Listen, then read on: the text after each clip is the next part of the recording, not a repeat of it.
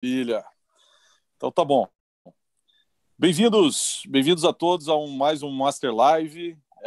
Bem-vindos também ao Gas Conecta, a Gazeta do Povo, a nossa parceira aí que também está vinculando esses nossos Master Live. E a gente está muito feliz de ter aqui o Super Expert Kepler, mais do que um grande investidor aí brasileiro, é um cara que está tendo um posicionamento muito bacana agora, de tentar criar um sentimento no meio de investimento brasileiro de que tem que ter um otimismo, né? E eu acho muito bacana ter a oportunidade de compartilhar também com o Kepler um board, e nesse board ele também tem esse tipo de posicionamento. Então, em primeiro lugar, meu amigo, bem-vindo. Diz aí para a galera, você ajuda as pessoas aqui, Kepler? Obrigado pelo convite, essa comunidade tão importante que eu gosto tanto, e também ao Gazeta do Povo, aos leitores da Gas Conecta, Gazeta do Povo, também um portal que eu admiro e que curto, que leio e que escrevo. Então, eu faço investimento há 11 anos, então eu tenho uma experiência com investimento em startups. Para trás dos 11 anos, eu empreendi.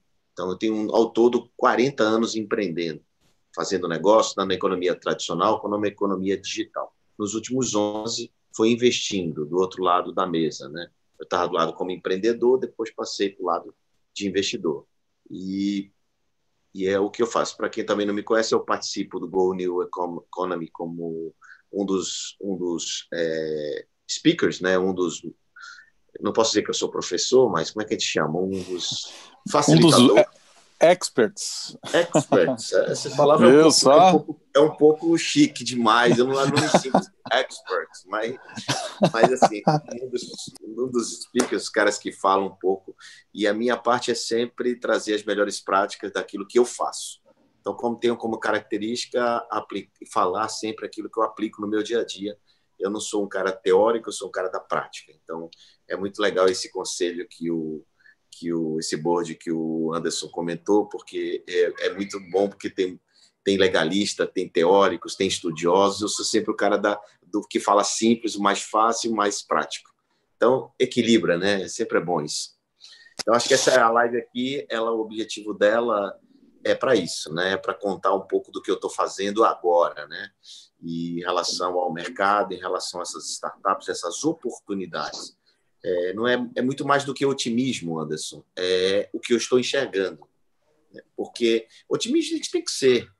Né? Isso não é clichê, isso não é nem oportunismo, que eu recebi uma mensagem de um cara, você está muita gente morrendo, e você falando de investimento, falando de coisa positiva.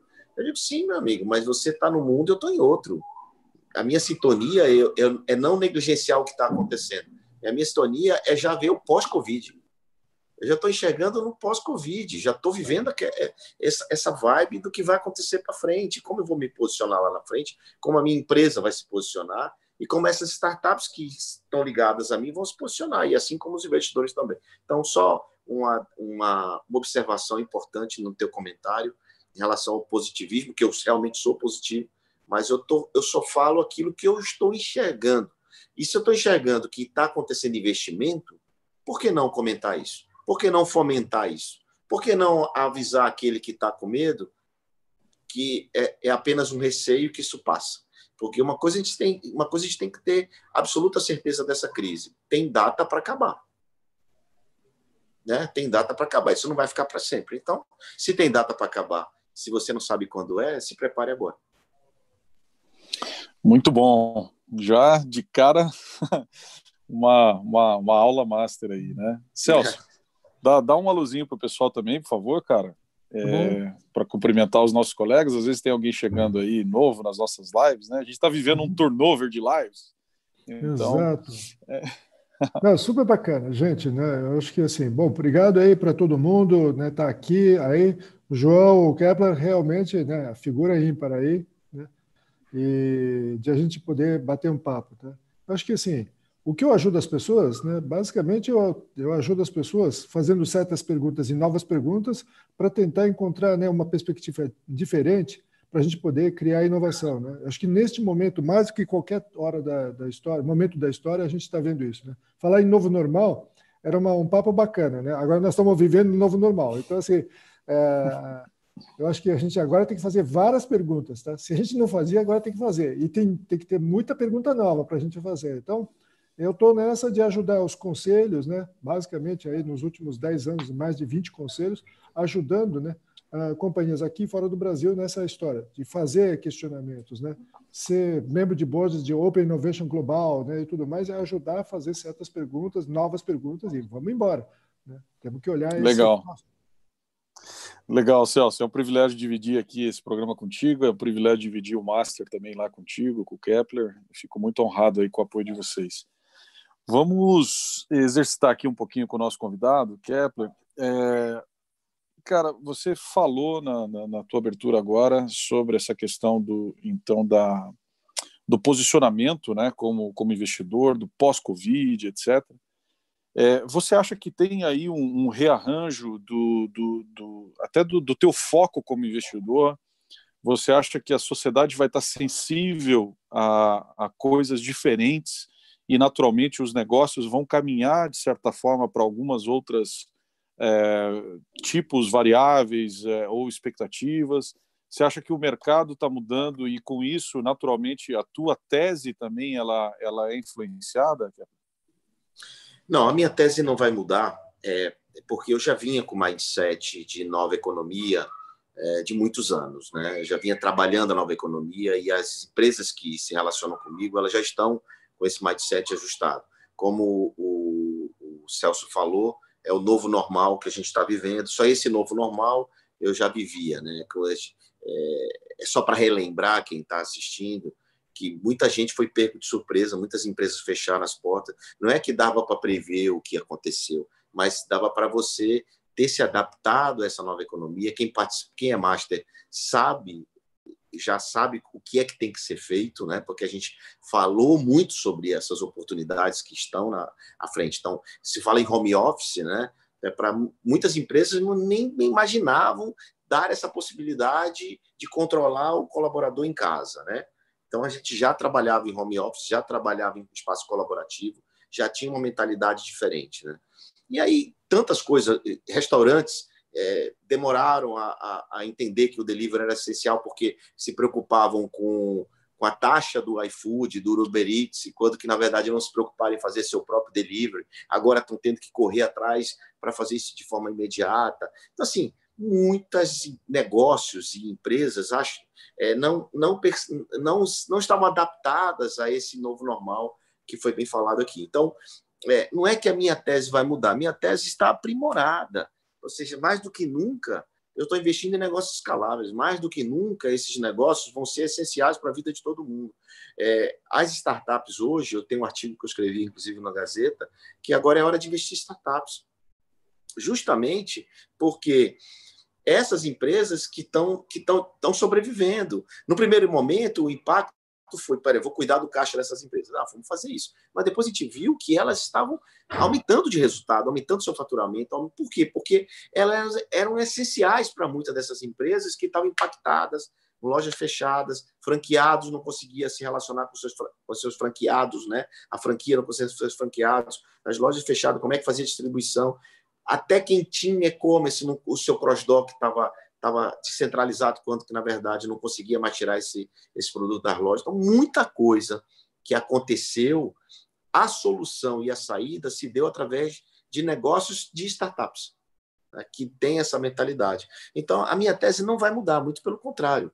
A minha tese vai aprofundar, eu vou olhar que essas empresas nossas são resilientes pra caramba, né? Eu não tenho nenhum caso de write-off ou de empresas que fecharam a porta, que desistiram nesse momento de pandemia, muito pelo contrário. Né? Muitas estão crescendo. Claro que tivemos que fazer a história do break-even, né? Voltar para o break-even, esperar passar a tempestade, segurar firme. Aquelas que foram a faturamento zero, por exemplo, com mais de eventos presenciais, elas estão tendo que se adaptar ao momento, esperar passar disso daí para voltar ao mercado. E algumas pivotaram. Mas mesmo essas, e você conversando com elas, você percebe que a mentalidade é fundamental para entender o que eles têm que fazer nesse momento. Não é só, agora eu vou fazer online com o Zoom. Não é isso, não. É muito mais do que isso. É entender que a comunidade é geração de relacionamento através de comunidade. Os caras simplesmente, não sei se a palavra é essa, mas os caras simplesmente se incomodaram mais do que já eram incomodados. Porque um startupeiro, um empreendedor, nunca foi acomodado, né? Então, de repente, eles foram incomodados mais do que já eram e saíram desenvolvendo alternativas e coisas que eles não imaginavam que eram capazes de fazer. Então, assim, só reforça a minha posição de estar fazendo esses investimentos há muitos anos, e agora eu tenho certeza que muitas dessas nossas startups hoje, elas vão ser muito grandes daqui a 1 ano, 2 anos, 3 anos. Bacana. Eu acho que aí vem uma questão, né? Eu acho que essa era uma das questões que você colocou, né? Não assumir o write-off, né? Ou seja, porque essa é uma questão que a gente vê, né? Num momento como esse, eu acho que tem muito investidor, né? E mesmo startup, né? Dizer assim, bom, não dá mais, né? E vamos esperar e assume o write-off, né? E pedido está, né?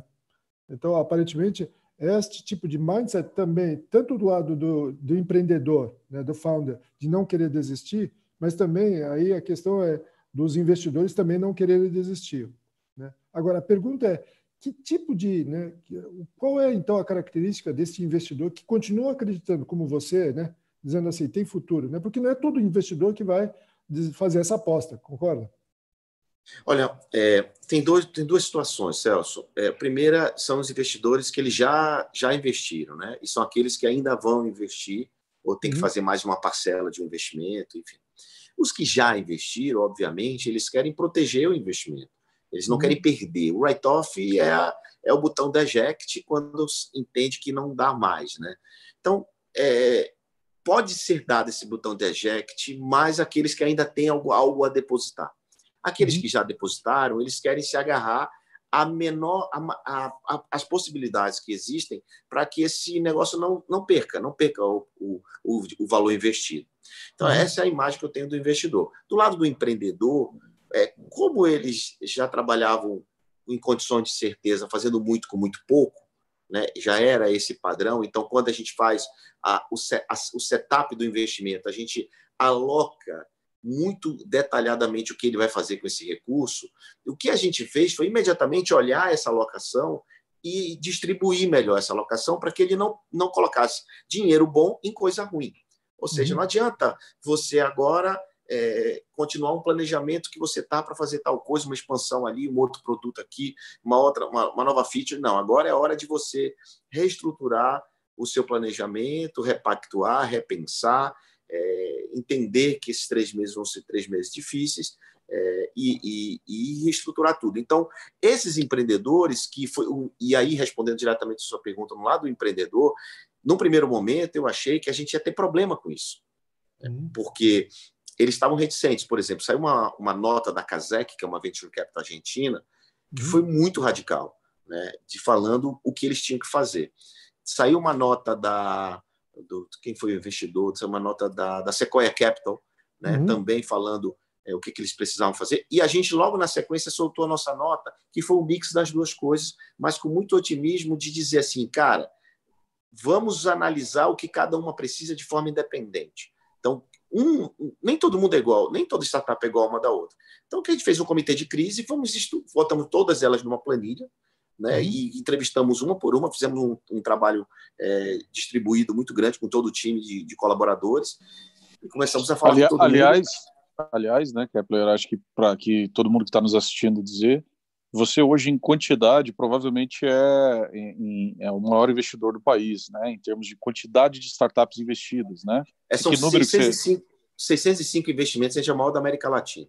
Nós somos o maior investidor brasileiro nos Estados Unidos. Temos mais de 190 investimentos nos Estados Unidos. Então, são muitas empresas, né, mas muitos investimentos também em quantidade. São cheques são pequenos. São cheques de 100 a 500 mil reais. São cheques pequenos. E por isso essa quantidade. Como eu digo, a gente prefere dar um cheque 1 milhão, dar para 3 empresas do que dar 1 milhão para uma só. Não que a tese de um VC Série A seja ruim. Não. É porque a nossa tese é pre-seed e a gente determinou o que ia fazer e queremos ser os melhores nesta tese de pré-seed, queremos ser os melhores. E tem gente muito melhor que a gente em Série A, em Série B, em seed. A gente é pré-seed e a gente acredita que faz um trabalho incrível. Então, justamente por ser pré-seed, Anderson, que é muito a pessoa, né, o empreendedor, né, Celso? Então, foi que a gente foi cuidar e distribuir, fomos pegar na mão de cada um deles. E criamos uma metodologia de fast track para dar a ele a mentoria que ele precisava e também, em alguns casos, a liberação de recursos mais rápido para ele ver que a gente acredita nele. Então, de um lado, nós colocamos uma certa garantia e apoio aos investidores que eles continuassem investindo, aí leia-se acionistas da Bossa Nova e também investidores Other People Money, OPM também, né? Investidores de pessoas físicas. E, do outro lado, preparamos esses empreendedores para a realocação desse recurso, para que ele dê segurança e todo mundo ficasse bem. Foi isso que a gente fez e deu certo. Né? E não terminou ainda estamos nesse processo, mas, principalmente, nós desenvolvemos uma mentalidade de que vamos continuar trabalhando, ninguém vai ficar sofrendo. E implantamos algumas coisas como essa que vocês estão fazendo aqui, que foi todo Everyday Live. Todo dia a gente abre uma live com um empreendedor. Né? Então o cara se sente incomodado também e ir para a live e falar da empresa dele. Então, cara, vamos vender. Outra coisa que eu fiz também foi implantar um comitê de venda. Então, assim, eu sou um cara que eu sou muito conectado com grandes companhias. Então, eu comecei a vender essas empresas para os problemas das companhias. Companhia de chocolate, companhia de não sei o quê, companhia de pay-per-view, todo tipo de companhia que você pode imaginar, Celso. Eu fui conectar e fazer match com as nossas startups. E, com isso, eu criei uma espécie de hackathon interno. Eu chegava para as companhias assim, qual é o teu problema agora? Estou com um problema tal de fazer com que minhas lojas consigam vender na ponta. Aí eu pegava esse problema, criava um hackathon interno e as nossas startups foram respondendo esses forms desse hackathon. Nós temos um grupo de interno, né? Então, assim, nós movimentamos a operação e não ficamos, dia, tristeza, azar, está tudo perdido. Né? Nós não fizemos isso em nenhum momento. Né? E ainda mais sabendo que o pico do Covid, da infecção, da contaminação, não chegou. Né? Exatamente. Então, não chegou. Né? Então, a gente ainda está na crescente. Né? A gente não chegou no pico. Então, assim, sabemos que pode ficar até pior do que já está. Né? E sabemos, inclusive, que o empreendedor pode ficar doente, sabemos que o parente dele pode ficar doente. Então, mas mesmo diante de tudo isso, a gente se colocou numa postura de temos um negócio que resolve o problema de muitas outras empresas e muitas outras pessoas, inclusive na saúde. Né? Então, foi o que a gente fez e foi o que a gente desenvolveu e tem dado certo, e tem funcionado. Mas, de novo, como foi a pergunta inicial, tudo foi uma questão de mentalidade. Nós desenvolvemos a nossa mentalidade de ser positivo, proativo e de buscar as soluções que estavam ao nosso alcance e que não estavam ao nosso alcance. Legal. Ô, João, você tem um trânsito também com grandes players de investimento, naturalmente, né? E as notícias dão conta de que há uma fuga de capital no Brasil, né? E principalmente dos BRICS e para lugares mais seguros, etc. De alguma forma, esse movimento você acha que tem impactado o ecossistema de inovação ou é uma outra corrente aí de dinheiro? Olha, as notícias mundiais da CB Insights, por exemplo, dão conta que nós já temos vamos ter uma redução de 22% na sequência do Covid, né? A redução agora foi muito maior. No primeira semana, segunda, terceira, foi muito grande. Né? Todo mundo, todas as casas de investimento, elas deram stop parcial para cuidar do seu portfólio. Isso era natural, Anderson, que acontecesse. No caso do Venture Capital, no caso do Startup. Todos nós, sem exceção, peraí, para de gastar e vamos ver o que está acontecendo. Não vamos investir, vamos ver o que está acontecendo. Todos nós fizemos isso. Né? Então, o que aconteceu no Brasil foi, assim, a gente se espelha muito nos parâmetros mundiais, né? Então, em relação ao Venture Capital. Então, poxa, todas as grandes casas de investimento mundiais estão dizendo que vai ter uma redução, que vai ser difícil a retomada, que captar de investimento vai ser difícil. Isso, claro, óbvio, repercutiu no humor dos investidores brasileiros. Mas só que nós temos que perceber que a nossa classe de ativos é diferente.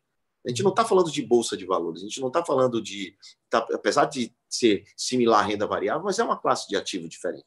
Então, além disso, desse stop momentâneo, aconteceu que as bolsas caíram e a volatilidade absurda, né? Então, muita gente tinha dinheiro alocado nesse tipo de ativo, nesse tipo de renda variável, e que ficou preocupado. E o que aconteceu? Aqueles que estavam comprometidos, ou commitment, né, ou comitados para fazer investimento em startups, também atrasaram e deixaram para ver o que ia acontecer, até porque tiveram prejuízos enormes na Bolsa de Valores. Então, foi isso que aconteceu no primeiro momento, Celso. No primeiro momento, foi exatamente isso que aconteceu, e essa fotografia foi batida. Só que aconteceu o que eu chamo de uma adaptação. Aconteceu um movimento de uma adaptabilidade muito grande por parte de investidores profissionais, não estou falando de especuladores, especuladores é trader, ele compra e vende, você fala investidor profissional, né? O investidor profissional e o investidor de startup, ele se adaptou. Como assim? Vou dar alguns exemplos. Tem um Bruno, por exemplo, um investidor profissional, ele deixa a roupa em São Paulo, deixa a roupa em casa, na porta e entra nu em casa. Né? Então, assim, ele neurou, mas ele está adaptado àquela neura. Estou só dando um exemplo. Né? O outro investidor, ele nunca trabalhou tanto na vida como ele está trabalhando agora, e aproveitando as oportunidades, aproveitando para falar com investidores que ele não falava há um tempão, gente que ele não falava. Outro virou um cara filântropo generoso, que só está em todos os grupos de filantropia, doação de cesta, respirador e não sei o quê. Então, assim, a gente viu, eu vi do meu grupo de amigos, muita gente criando situações e se adaptando a essas situações. Então, até agora, nós estamos no dia de hoje aqui, dia 9, eu posso te dizer o seguinte, já tem muita gente adaptada. E o que aconteceu? Ele parou e disse assim, cara, o que é seguro para mim? O que é segurança para mim? Ficar com dinheiro numa renda fixa, no caixa, embaixo do colchão? É seguro ficar lá voltar à bolsa porque está preço barato em determinadas ações? É seguro para mim? Não sei. E eles começaram a entender a classe de ativos startups e começaram a me procurar novamente e dizer, poxa, João, cara, o que é que tem de bom? Quem que está surfando? Não pense assim. Não pense só em investir naquela que está surfando a onda do Covid. Não é assim que se pensa. Se pensa no modelo de negócio startups. Se pensa num negócio que é repetível, escalável, condição de certeza sempre, porque pode ter qualquer variação, ele vai estar ali. Né? Você tem que pensar nos fundamentos de investimento dessa classe de ativo. E não porque essa startup é uma oportunidade e está na promoção, digamos, na oferta de você investir agora, porque ela vai ser de gigante. Então, essas pessoas estão procurando, estão fazendo isso. Resumindo, o mercado, eu estou sentindo essa adaptação de investidores profissionais. E resultado disso foi que eu saí desenvolvendo o contraponto de vários veículos que estavam falando exatamente o contrário. Não é hora de investir em startup. Não funciona. Investimento caiu. Investidores com medo, com receio. Só notícia desse jeito. Então, eu era o contraponto. Como contraponto, eu ligava na redação e dizia, olha, sabe isso que vocês estão falando? Está errado. A Bolsa Nova investiu em 10 empresas no mês de março, mesmo durante a pandemia. Olha, está errado. Tem investidor tal, fez tal coisa. Hoje mesmo, Anderson, hoje nós temos uma live inédita, ao vivo, de investimento de 4 startups que se apresentaram, nós investimos em 2. Então, isso tudo começamos a gerar notícias positivas para o mercado e fiz uma enquete dentro do grupo de investidores para dizer, olha lá, são 250 caras aqui, me diga aí, quem aqui está investindo e parou de investir agora, depois da adaptação? Mais de 68, quase 70 investidores disseram, opa, eu estou investindo, opa, eu estou ativo, opa, eu estou tal coisa. Então, assim, o movimento gera movimento, né? Então, esse movimento foi que está gerando uma espiral positiva e a gente está meio que se apoiando, se ajudando, está vendo o que está acontecendo e o negócio voltou. Hoje eu tive, pelo menos, eu estou o dia todo hoje em conversas, eu tive pelo menos 5 ligações de empresários querendo investir em startup. Hoje. Né? Então, isso é um sinal de adaptação. Isso é um sinal de que o mercado já está voltando ao ritmo de investimento, não, claro que não vai voltar ao ritmo que era agora, só depois, mas não vai parar, e não estamos parados. Que legal. Fala, Celso. Não, eu só ia colocar um ponto para você, né, que, de certa forma, corrobora o que você está colocando, principalmente pelo lado de, né, corporate innovation, né? Aí o que acontece? Eu estou vendo com fundos lá fora também, né, e investidores, mesmo aqui, né, nas discussões, né, com gente que está investido, principalmente em corporate innovation, né, tem uma questão interessante que foi colocada por um cara que é um investidor grande, tá? Que está muito ligado aos mercados americanos. Ele colocou uma tese bem interessante, né? Ele colocou a seguinte questão, de que muitas das companhias hoje, tá, na avaliação de investidores, se ele não tem um portfólio, tá, de algumas startups para ele ter opções de futuro, tá, essa empresa também começa a ser, vamos dizer assim, penalizada para o mercado de capitais, né? Ou seja, se você não está tentando fazer alguma coisa, tá, é porque você não tem nenhuma opção para saída no futuro. E essa é uma discussão importante, porque a precificação, né, se você começar a dizer que agora a precificação dos múltiplos para frente de companhias grandes é porque elas têm algumas startups dentro do seu portfólio e elas estão realmente, né, mostram a clareza, né, de que você está empenhado, tá, é um problema, né? Se você não tem isso, é um problema. E a segunda coisa que é interessante, né, que foi talvez o bate-papo anterior que a gente teve lá com o pessoal do Cubo e tudo mais, é que talvez pela crise, né, os dois lados ficaram mais, vamos dizer assim, mais focados. Então, quando a gente falava de corporate innovation, pedia um monte de startups aparecia e mais ou menos encaixando, vá lá, vai entrando. Agora, talvez com a crise, forçou a gente a dizer assim, qual é exatamente esse job to be done, né? Ou seja, qual é o foco do que eu quero, eu, investidor, quero, e a startup diz, isto eu posso fazer, isto eu consigo realmente entregar e tudo mais. Então, assim, esse match ficou mais claro e evidente, e isso ajuda, tá, a valorização, inclusive, né, das companhias grandes também que têm essa interface com as startups. Isso é uma das coisas que, né, aconteceu há 10 dias atrás, nas discussões com investidores lá de fora, né? É verdade. O Kepler, você naturalmente, com um portfólio desse bastante amplo, né? Você, aí tocando aqui um pouquinho um assunto que nos é muito próximo, né? A questão de governança. Muda alguma coisa no teu protocolo diário? Você comentou aqui algumas coisas a respeito das lives diárias com o pessoal, etc. E do ponto de vista, como que escolhe, né? Eu sempre tive essa curiosidade, te provoquei lá desde o começo, né? Você tem que falar para a gente lá no Masterclass sobre essa quantidade de empresas que você investe, como que estabelece governança para esse negócio todo. Mas a minha pergunta agora é derivada dessas provocações iniciais que a gente foi tendo. Qual que é o KPI, a métrica, a coisa que você usa agora, principal agora, para lidar com 600 startups, né? Amanhã você vai ver o quê? Qual o indicador desses caras? Caixa? Vamos lá. Não dá. A pergunta que me fazem.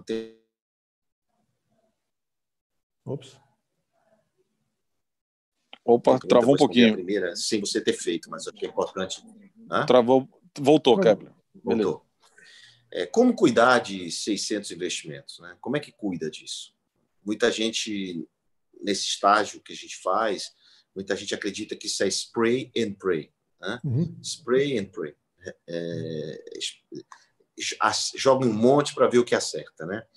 Só que isso, com o passar dos anos e os nossos resultados, 4 anos para ter esse resultado, com 44 write-offs apenas, para 605, e 14 exits, 14 saídas, esse resultado ele mostra exatamente o contrário do spray and pray. Exatamente o contrário. E a gente, quando aceitou a sociedade do Grupo BMG de Minas Gerais, a gente aceitou porque a gente precisava do que a gente chama de um porta-aviões para os jatos descer e pousar. Pousar e decolar. Os jatos eram eu e o Pierre. E o porta-aviões tinha que dar essa infraestrutura para a gente voar. E porta-aviões por quê? Porque está em movimento. Né? Então, essa analogia foi feita na época, a gente aceita a sociedade se tivesse porta-aviões. A gente precisa cuidar de 1.000 empresas. de 1.000 negócios, de 1.000 investimentos. Essa foi a métrica, tem uma lógica para isso, por que 1.000? E então criamos, aí respondendo a sua pergunta, criamos uma estrutura de porta-aviões para cuidar dessas startups. Criamos uma estrutura de comunidade, criamos uma estrutura de controle, criamos uma estrutura departamentalizada, organizada, né, de apoio, de métricas, de KPIs, de sistema, de software, de acompanhamento, de company metrics, e um monte de coisa que a gente saiu desenvolvendo ao longo desses 4 anos para chegar hoje e eu poder te dizer, com segurança que a gente tem 0 write-off agora no período de pandemia. Bem, e aí qual o KPI que a gente olha nesse momento? Cara, cada negócio é um negócio. A gente olha, não olha cada startup, a gente deixa ela dizer o que é, nesse momento é o que ela precisa. Agora, antes da pandemia, a gente tem um report que é baseado naquilo que foi setado no planejamento inicial. Então, por exemplo, qual era o MRR planejado para 12, 18 meses? Né? Qual era o ARR? Qual era o churn? Qual era o CAC? Qual era o LTV? Qual era, enfim, todas as métricas foram setapeadas na partida. O casamento foi combinado com um contrato na partida. Não é assim, eu te amo, paixão, está aqui o dinheiro e vamos casar, e vamos fazer a festa, e vai ficar todo mundo feliz, vamos para a lua de mel. Não é assim. Não foi assim com a gente. Então, nós, efetivamente, criamos um contrato nupcial, né, onde todas as regras estavam definidas ali, inclusive o que eles teriam que ter de métricas, cada negócio diferente, né, seja por segmento, seja por modelo de negócio. Então, não dá, por exemplo, para eu dizer que a Startup Pitch for You tem uma métrica de quantidade de quentinhas distribuídas, já a Tracto tem a quantidade de assinantes pagantes. Então, são métricas diferentes, entendeu, cara? São negócios com modelo de negócio diferente. Então, o que a gente faz é olhar este sistema para saber se está sendo acompanhado, se aqueles números que foram setapeados na partida estão sendo alcançados com 10% a mais, 10% a menos. 10% a menos, a gente, acende o bit, faz uma inserção pontual naquela empresa para entender o que está acontecendo, não para criticar ou para brigar, até porque muitas empresas, a gente não assume um assento no conselho que nós temos direito. Né? A gente deixa ser convidado. Então, essa liberdade existe, mas é uma espécie de controle em todas elas, de alguma forma. Agora, aí, claro, aí entra outras coisas, como governança, compliance e outras coisas que eu posso dissertar, mas eu vou parar aqui. Acho que parcialmente a resposta está respondida para a gente poder avançar nas demais. Bacana. A gente já está partindo daqui a pouquinho para o final. Eu queria instigar aí o pessoal que está nos acompanhando. Tem um pessoal aí no YouTube e tem um pessoal mais íntimo aqui no Zoom, e pode estar colaborando, mandando perguntas aí para a gente ir para a parte final aqui. Celso, quer falar? Tem alguma startup chamando a atenção, né? Ou alguma tese de investimento que está chamando mais atenção para você nesses momentos agora? Né? É um tempo difícil, mas aí é bom porque ele ajuda a dizer assim, olha, agora está focado, né? Então, alguém que você diz, olha, está me destacando aqui esse pessoal. As que estão se destacando nesse momento são aquelas que estão, como eu disse, resolvendo um problema, por exemplo, do varejo de alimentos, né? Implantando sistemas autônomos de delivery, não fazendo delivery, mas dando sistema para essas empresas implantarem seus próprios deliveries. Né? Puxa, a própria Tracto que eu mencionei, foi o melhor mês de vida do Tracto, foi o mês de março. Ele faz design para posts de redes sociais, ferramentas, etc. Tem muitas, assim, não é que... a resposta certa e exata é startups que resolvem problemas reais, entendeu? Que essas grandes empresas, os corporates, estão sofrendo. Então, os B2B, de verdade, né? Esses B2B, eles estão se destacando muito, né, nesse momento, e que são aqueles caras que não pararam de vender. Claro que é uma venda mais humanizada, claro que é um processo mais complexo, mas eles não pararam de vender, trabalhando o foco daquele problema do cliente, não no cliente, né? O foco no cliente faz você vender. Vender ou tanto faz para você, Celso, como o Anderson. O foco do cliente é entender qual é o problema do Celso. Isso. E ir direto na situação dele. Então, são essas coisas que estão acontecendo hoje e é isso que a gente está acompanhando muito de perto, cada um deles, e eu, principalmente, fazendo muita conexão. Quando eu digo que eu estou trabalhando muito, né, apesar de estar em confinamento, em quarentena, estou na praia, né, com a família, mas não é que eu estou de férias, eu estou aqui porque é mais seguro, né, e estamos aqui trabalhando de manhã, tarde e noite, mas eu estou muito focado em pontualmente trabalhar a necessidade das startups, mas também dos meus amigos, dos meus clientes, dos meus parceiros empresários, né? Então, é isso. Legal. Chegaram algumas perguntas aqui para a gente ir para o final. Finalmente os Masters fizeram pergunta. Esses Masters estavam calados demais. Não, agora começou a pipocar aí demais aqui, ó. A Dani Master, Guido também. Deixa eu aproveitar aqui o Guido da Antor. Guido é o founder da Antor, ele está dizendo o seguinte: qual a visão do João a respeito dos VCs? Como será para captar as rodadas de seed e série A partir de agora? Eu tenho falado com muito VC, eles têm aqueles que já estão captados, que seus fundos estão captados, eles estão só esperando um momento para voltar ao ritmo normal e também se adaptando à questão de infraestrutura interna, né?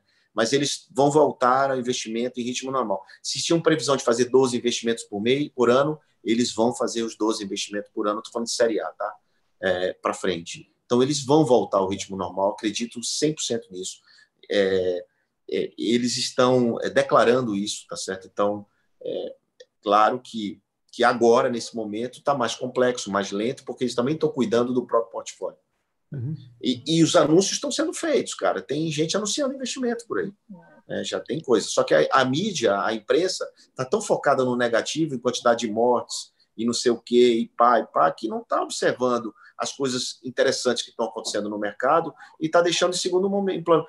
Claro que a Gazeta do Povo é diferente, né? Ela tem uma mentalidade diferente, ela se posiciona diferente no mercado, né? Mas a grande maioria não.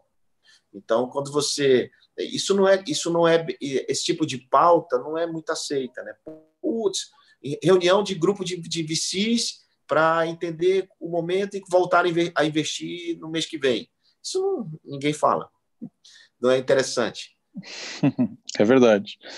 Uma outra pergunta da Dani Master: vocês acreditam que startups que estão em outros estágios, né, que não o estágio de pre-seed, têm desafios diferentes nesse momento em termos de investimento? É um pouco parecida com o Guido, eu acho que você acabou respondendo, né? Elas vão ter que ter um trabalho maior de captação, mas não pode deixar de estar em modo fundraising nunca, né, porque aí deixa de ser startup. Tem que ter um objetivo claro e tem que mostrar que problema você está resolvendo e como é que está a sua situação agora. Eu quero aproveitar essa pergunta para também dar um alerta para quem está em fundraising, né? Não ache que o seu negócio deva ir em liquidação porque o momento é complicado. Não baixe o seu valuation. Não caia nessa de investidores não profissionais dizer assim, agora por conta do Covid você vai ter que... Era 10 milhões seu valuation, agora eu vou te pagar 5. Isso não existe. Valuation é racional, é técnica, né? Então, claro que você vai ter uma curva aí, algumas empresas, a grande maioria, vai ter um problema nesses próximos 2, 3, 4 meses. Então, você tem que mostrar que você está adaptando o teu modelo de negócio e as suas planilhas nesse sentido. Mas é só isso. Mais nada. Então, não vem esse negócio de vou baixar valor, estou em promoção, estou não sei o quê. Não acredito que a pandemia ela gera muito problema de saúde mental também, né? Então, não caia nessa, porque você vai perder. Ótimo. A Dani também falou sobre um pouco da perspectiva dela de redução dos investimentos de corporate venture em função do impacto do global da economia. Acho que o Celso comentou um pouquinho sobre isso, né, Dani? Quando ele disse do foco, né? Pelo menos você está vivenciando isso, né, Celso, nos teus boards aí mundiais, né? A Renata Master aqui, Kepler, você tem visto, de fato, grandes corporates a parar, entender seu movimento em profundidade e buscar startups para resolver seus problemas, independentemente de burocracias internas. E aí eu vou estender isso também, porque eu sei que você é um cara bastante articulado do ponto de vista de ajudar o ecossistema, de promover a desburocratização, né? Você é muito atuante em várias associações, etc., cara. Você acha que, como aconteceu, por exemplo, com a telemedicina, cara, né? Que saiu liberando tudo aí do ponto de vista regulatório, de repente, você acredita que a gente vai ter pelo menos esse bônus dessa equação toda que a gente está chegando, de não só as corporates, como a Renata pergunta, mas também o ambiente político, regulatório, vai dar uma aliviada para a gente? Sim, eu estou vendo muitas empresas correndo, se mexendo, mesmo em relação às suas burocracias internas, os próprios líderes dessas empresas atuando, os executivos principais atuando, buscando soluções, né? Então, médias e grandes empresas trabalhando nisso, né? Entendendo como eles podem resolver os seus problemas internos, seja de distribuição, seja de relacionamento, seja de controle de ponto de quem está em home office, sabe? Todo tipo de toda ordem de problema, demissões em massa, porque tudo isso que eu estou falando, nós temos startups para cada tipo desse problema que eu estou. Seja para demissão, nós temos a Mayday, seja para controle de ponto, nós temos a MyWork. São muitas soluções que nós temos, né, 605 investimento. Então, por que eu estou te afirmando isso? Porque nós estamos sendo demandados, entendeu? Então, se nós estamos sendo demandados e essas empresas estão contratando, é porque elas estão precisando e estão se mexendo. Então, a burocracia tem diminuído. Até porque, Dani, você vai entender nesse novo normal que foi dito no começo aqui, que as empresas vão perceber que tem departamentos inteiros que não são necessários mais. Uhum. As empresas vão enxugar de um jeito, elas vão se aprimorar em todos os sentidos de performance, de um jeito de comunicação, de relacionamento, de modelo de negócio, produtos para vender, tudo vai ser diferente daqui para frente, nos corporates também. Então, as empresas vão entender que elas conseguem fazer mais com menos, como as startups já fazem. Porque tiveram que fazer 6 meses e 6 dias. 6 meses e 6 dias. A Luísa Helena botou um aplicativo no ar em uma semana, né? Um novo aplicativo para ajudar o marketplace. Então, assim, era um projeto de 6 meses, tá certo? E foi para o ar. O Fred é um craque. O Fred foi lá e fez. Então, eu estou vendo isso acontecer. Entendeu? Então, foi essa primeira pergunta. Tá? A resposta é sim. A segunda eu não me lembro. A segunda é do ponto de vista do governo, né? Se também você acha do ponto de vista do governo, aí é mais complexo, mais difícil, mas eu já sentia antes do Covid uma preocupação em melhorar o ambiente de negócios de startups, né? Você sabe, eu ajudei a construir essa nova lei das startups e participei de uma audiência pública já online, já com o Poit, né? Vinícius Poit, deputado federal, né? E assim, está andando muito rápido, várias audiências a gente está fazendo, e vai sair da comissão especial a nova lei, vai ser aprovada no Congresso, vai ser sancionada pelo presidente, então a gente vai ter boas notícias, acredito que ainda esse ano, claro, vamos ver a questão política, mas assim, são 20 partidos querendo a mesma coisa, então dificilmente não vai sair, porque todo mundo, e vai ficar claro para o mercado a força das startups neste momento e o que elas puderam fazer. Você é testemunha disso, você tem um movimento Startups versus Covid, que é sensacional. Quantas soluções apareceram? Você não está com o braço para colocar tantos negócios, tantas aplicações no ar. É verdade. São 900 que a gente recebeu lá. Aliás, valeu a dica, Kepler, para quem está nos acompanhando e vê esse vídeo depois. Acessa lá www.startupsversus-covid19.com.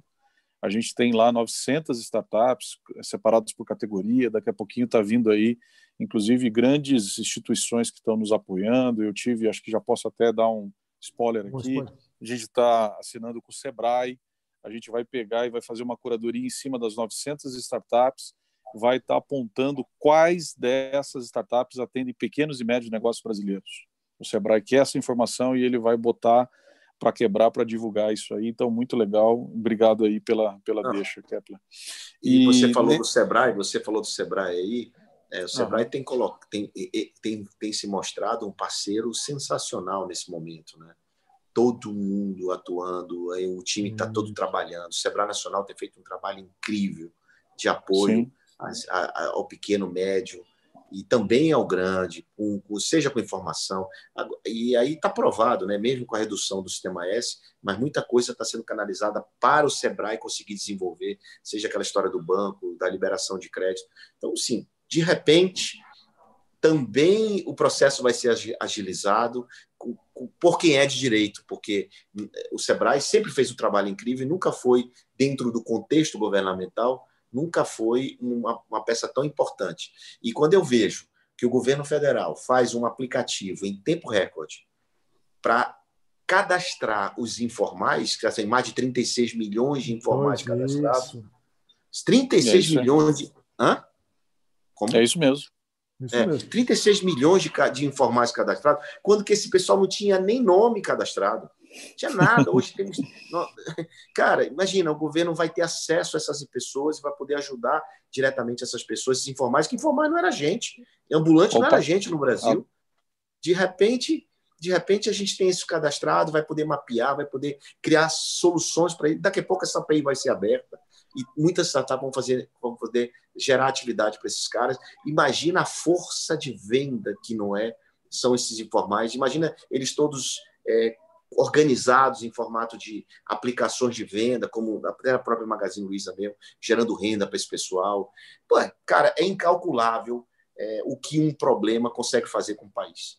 No bem e no mal.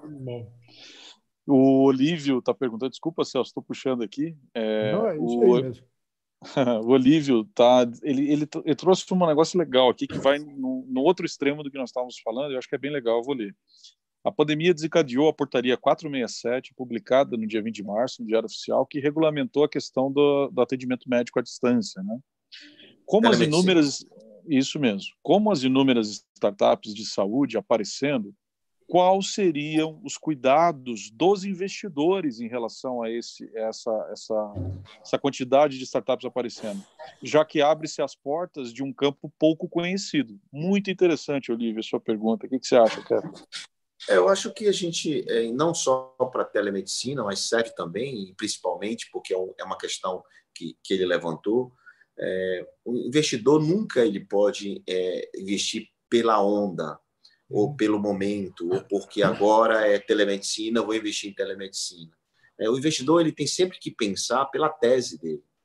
O que ele pode agregar para aquele empreendedor, como não só o dinheiro, mas o que ele pode ajudar. Então, ele tem que investir pelo conhecimento dele, pela área de conhecimento dele, pelo que ele pode fazer pelo empreendedor.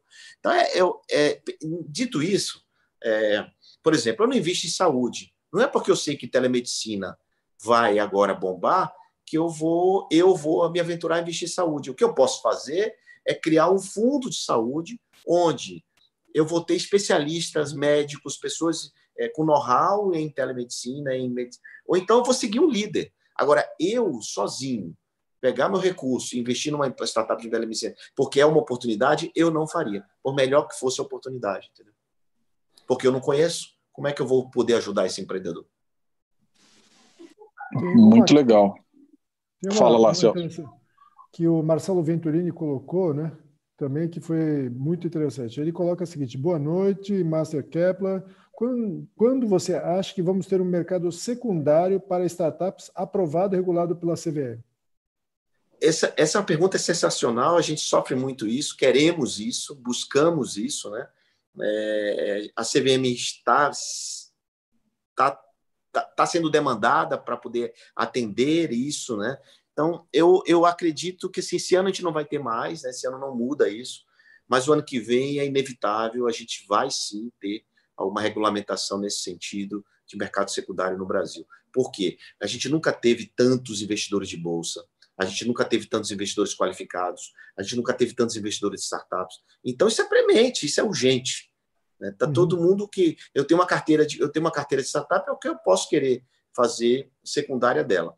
O que eu estou vendo acontecer é algumas alternativas como em crowdfunding, por exemplo, né? Em crowdfunding, em algumas coisas nesse sentido. Mas eu acredito muito que a gente, no ano que vem, vai ter, sim, algumas boas notícias e novidades no sentido do mercado secundário. Bacana. Muito bom. Kepler, super te agradecer, sensacional aqui, é sempre uma aula ouvi-lo. Quero aproveitar para dar um outro spoiler aqui, né? A gente está fazendo um processo de migração do nosso Masterclass para o Digital, né? Então, essa aula que a gente teve aqui com o Celso, com o Kepler, a gente vai poder ter também logo na ponta dos dedos aí, acesso a qualquer lugar remotamente, e numa experiência, inclusive, híbrida, diferente, onde a gente vai ter uma oportunidade de ser presencial mais à frente, vai ter o digital, vai ter também uma parte de aconselhamento aí, né, Celso, que a gente vai estar fazendo. Isso, então vai estar muito legal essa coisa, daqui a pouquinho a gente anuncia aí para quem está acompanhando, então vocês vão poder até aproveitar a quarentena aí e se tornar um master quem ainda não é. E quem pode fazer de novo, não tem problema, né, pessoal? Mas é isso aí. Tá vendo? Você fez uma rápida adaptação e um rápido ajuste e está aí atendendo a expectativa dos teus masters e todos nós. Então é isso. São essas pessoas que vão conseguir chegar lá do outro lado da margem do rio de maneira bem mais fortalecida e não ficar só nadando sem saber para que lado vai, ficar meio perdido. Tem que, de novo, saúde mental coordena as suas atividades econômicas. Muito bom. Kepler, super obrigado. Celso, meu parceiro aqui, de novo. Muito obrigado também. Vamos juntos. Obrigado a você que nos acompanhou aí no Master Live. Obrigado ao pessoal também do Gasconect, da Gazeta do Povo. A gente segue junto, acompanha aí. Aliás, na segunda-feira já está marcado aí, 17 horas. Nós vamos estar aí falando de felicidade. E, olha só, em primeira mão, ninguém está sabendo ainda, Heloísa Bendix, durante mais de 20 anos, presidente do IBGC, vai estar com a gente quinta-feira que vem, né, e junto com também os masters que são voluntários do nosso e-book, a gente vai estar discutindo a pesquisa que nós fizemos e o e-book que nós estamos fazendo com a Heloísa no Master Live aí na quinta-feira que vem. Um privilégio muito grande a gente vai ter. Então é isso aí, galera. Obrigadão, Kepler. Forte abraço, valeu, Celso. Um abraço para vocês. Os masters que estão aí, um grande abraço. Valeu, galera. NN, novo normal. Isso aí, cara. Forte abraço. Um abraço.